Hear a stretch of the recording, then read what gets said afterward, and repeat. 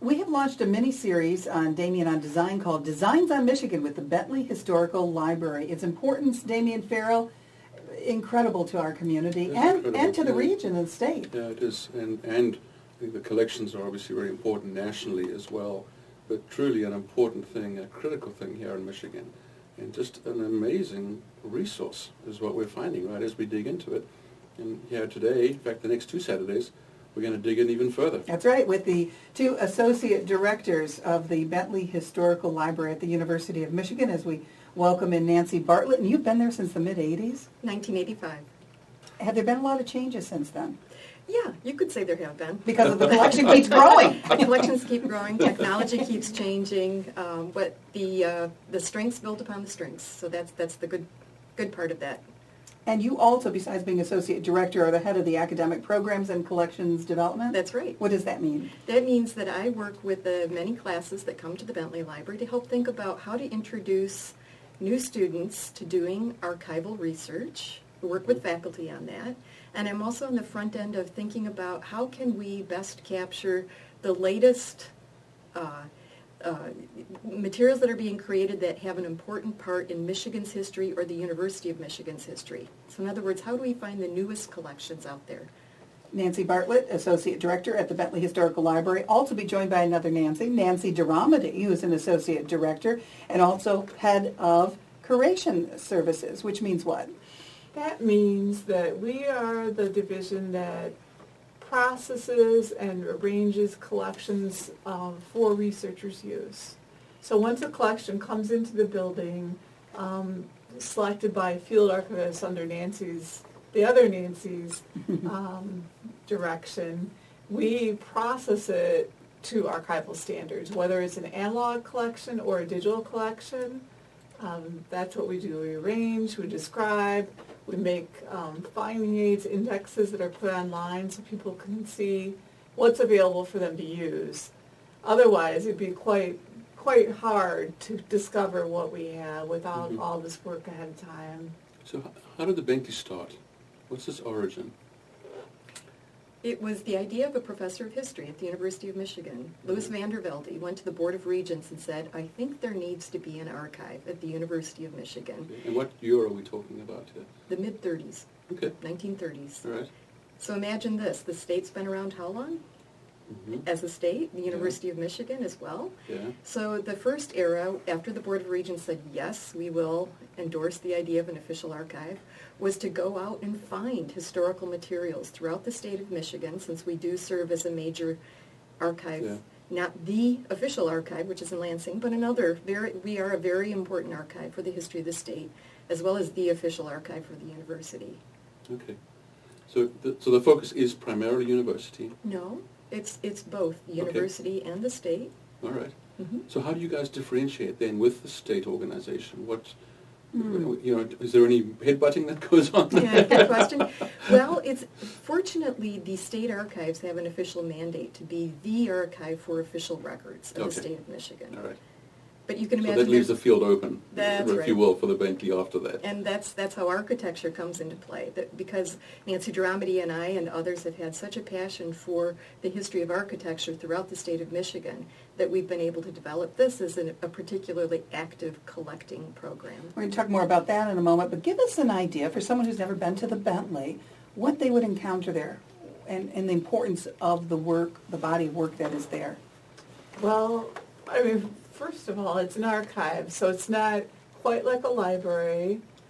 You enter and are greeted by our staff, and you need to register. So there's a few little extra things you need to do that you wouldn't do at the graduate library, for example. And we have a beautiful reading room with all glass that looks out into a beautiful garden and courtyard with a sculpture by Richard Hunt that I think is quite nice. Hobart Taylor Jr., who is a alumnus at Michigan, commissioned it for his father. It's very nice Corten steel sculpture. So you have this beautiful area to work within. And then you need to kind of formulate what is it you're interested in, and we have staff to help you find then what those materials are, and then they are retrieved by our staff. So it's a process where you ask for what you'd like, and then it's brought out. Okay. In the near future, though, one of the things we're working on, both of Nancy and I, is an automated system so that researchers could be at home at their desk, faculty, we have a lot of faculty and student users, and they can do their selection, register, and then click on our indexes and say, I want to see this box in this collection, I want to see this box, and everything will be ready for them once they arrive at the library. And we're hoping to have that all implemented by the winter term. Oh, that'll be great. Isn't that nice? And this is all up on North Campus, Yes. on Beale Avenue? We're on Beale, right next to the Ford Presidential Library, Yeah. Mm-hmm. in a beautiful 1972 building designed by Jickling, Lyman, and Powell. Okay. They did both buildings, Mm-hmm. so they're quite nice. Very striking. Yeah. So are the topics, do they touch on everything? Or is there a mandate of some sort with your library, with the Bentley, as to what you're collecting? This is the magic of archives. we try as best we can to anticipate what is it that the general public, and by the way, the general public is invited very much to the Bentley to make use of the collections. What is it that's in the minds of the people of Michigan and nationally and even internationally? What are the burning questions that people want to understand about the state of Michigan or the University of Michigan? And that's really what helps drive what we seek to document. So we can't possibly be comprehensive, right? Sure. So we have to try to find that 5 to 10% of anything and everything that's ever been created that does have some sort of interest and importance to the general public, to the Board of Regents, to the president of the university, and understanding how the university has been administered, to the faculty and teaching, students and learning, general public. Our athletic department records that we host for the athletic department, those get a tremendous amount of use, as you can imagine. Yeah. Those If are anyone one of the ever most- goes on the mgoblue.com site, it's often Yeah. citing the Bentley Historical Library where, That's right. where these records are That's kept. right. Yeah. So the public does very much inform us very eagerly what they are interested to find. What is the most often requested document at the Bentley? It would be in the category of athletic department. Really? Yeah, that's What does right. that say about it? Yeah, exactly. Yeah. It's But an interest in history is an interest in history, right? Yeah. that's right. Although in the last 6 months, our stats show that in statewide collections, it's really the architectural collections that are being used so Really? much. Why do you think that is? Well, I think because we've been involved in three major exhibits recently. Last summer at Cranbrook Museum of Art, they borrowed several materials from us, and Nancy can talk more about that. And then the University of Michigan Museum of Art has a year-long program right now on 3 Michigan architects that feature David Osler, Robert Metcalf's work, and George Brigham. George Brigham's materials are up now. So those materials, it's getting materials out into the community, Yeah. and then there's more interest. And then third, the Grand Rapids Art Museum, where Nancy just did a talk Thursday night up there on our collections to folks on the west side of the state. Okay. And so I think the more that materials are out, people are aware, and there's also a lot of interest by homeowners to discover more about their Really? homes. Yeah, Oh, oh I see. yeah. That's interesting.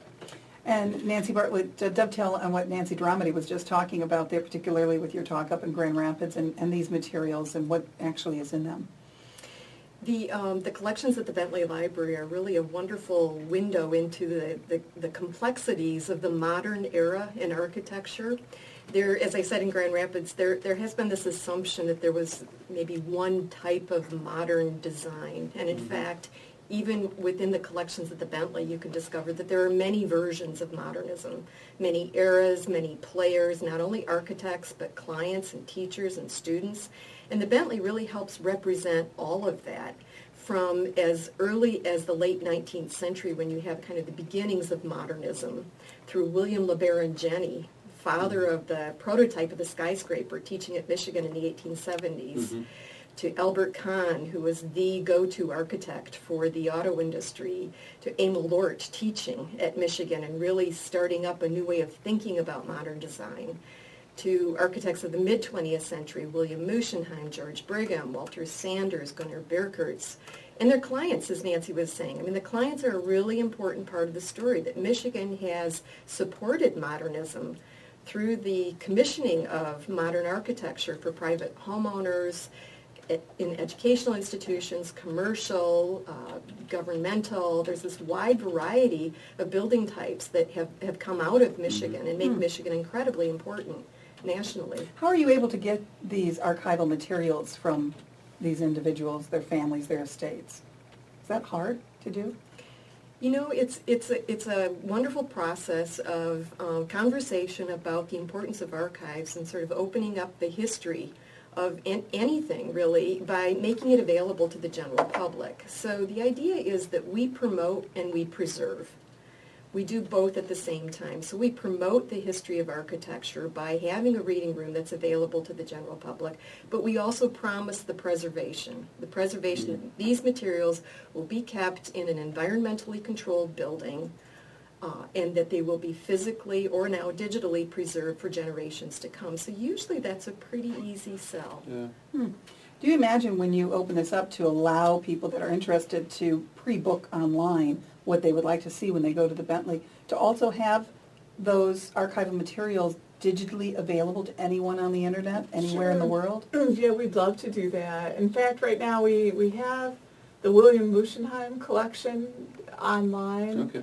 And part of the reason we did that was half the collection is here at Michigan and half is at the Avery Library at the Columbia University. So a few years back, Professor Kent Kleinman was really interested in pulling the whole scope of his career together so that he could teach. Yeah. Teach with the archive. It's a wonderful, wonderful site because it's designed by Kent. And there's a timeline of projects you can scroll through and then dive into to see each of the drawings or renderings or images. I really recommend looking at that for what we can do. And it's on our homepage of the Bentley Library. Yeah, I've seen there's a it, link. Yeah, and good. we have several Gunnar Birkert's materials scanned as well. And we want to do much more. What we really want to get is a high-end scanner. And so that's part of the reason. We're in a development phase right now, so we're hoping to raise some money so that we could afford a scanner. It's around $100,000 to $150,000 to get it, and we will scan much more because it's good for preservation of these materials. Some can be fragile because you're dealing with tissue papers and... Well, that's an era, too, where those architects did exquisite drawings. Yeah. And it was. I mean, that's what, we drew on tissue paper, as you're saying, and that stuff's pretty fragile. We never really did those drawings by hand, imagining that they would be for posterity, in a sense. They were done to get through a presentation next Friday sort of thing, to move on to get your construction drawings done. But so when do you start archiving stuff? I mean, are you looking at topics of interest right now, or things that catch your eye and you start immediately thinking this may be newsworthy, it may be history-worthy?